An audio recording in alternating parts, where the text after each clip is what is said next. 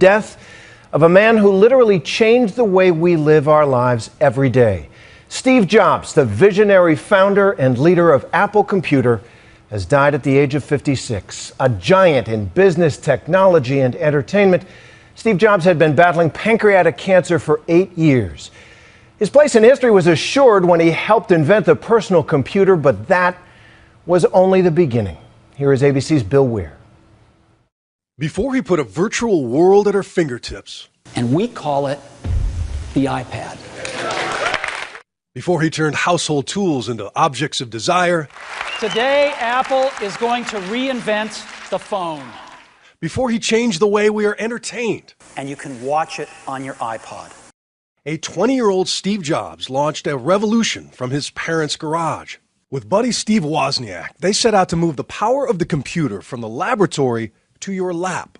The penalty for failure for going and trying to start a company in this valley is non-existent. And his brimming confidence was validated when they launched the Macintosh. We worked hard, and in 10 years, Apple had grown from just the two of us in a garage into a $2 billion company with over 4,000 employees. But the 80s brought a power struggle with Apple's board, and Jobs was soon fired from the company he founded. And so at 30, I was out, and very publicly out. What had been the focus of my entire adult life was gone, and it was devastating. But he did not wallow, and in his 30s he met his wife, started another computer company called Next, and took over Pixar, changing animation forever. My name is Woody, and this is Andy's room. In '96, Apple bought Next, and soon Jobs was back in charge, leading a digital renaissance. After his return, Apple stock soared more than 7,000%, turning that garage startup into one of the most valuable companies in history. And in a valley of geniuses, his myth grew into Thomas Edison meets Willy Wonka proportions, building anticipation for invention shrouded in secrecy. Are you using that currently as your phone? I haven't been able to because I can't take it out in public. While keeping his life fiercely under wraps. Not even his board knew of his pancreatic cancer. I just wanted to mention this. And he didn't reveal he'd had a liver transplant until after the procedure. I now have the liver of a mid-20s person who died in a car crash. Through life, while his body grew frail, that mind, that drive, never quit. A standing ovation welcomed his surprise appearance at the spring launch of the iPad 2. But then came this letter in August. I've always said that if there ever came a day when I could no longer meet my duties, I would be the first to let you know, he wrote.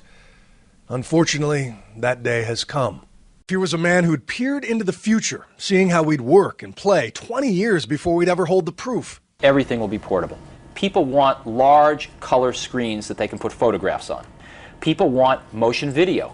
And when the body began to fail, he was driven anew by the clock and that burning need to build something great. Remembering that I'll be dead soon is the most important tool I've ever encountered to help me make the big choices in life. Because almost everything, all external expectations, all pride, all fear of embarrassment or failure, these things just fall away in the face of death, leaving only what is truly important. A titan of American business, Steve Jobs was just 56 years old. He leaves behind a wife and 4 children. And just minutes ago, Apple's board of directors issued a statement saying, in part, Steve's brilliance, passion, and energy were the source of countless innovations that enrich and improve all of our lives. The world is immeasurably better because of Steve. We're going to have much more on the life and impact of this remarkable American, Steve Jobs, on a special edition of Nightline. And you can get the latest anytime at abcnews.com. I'm Terry Moran in New York.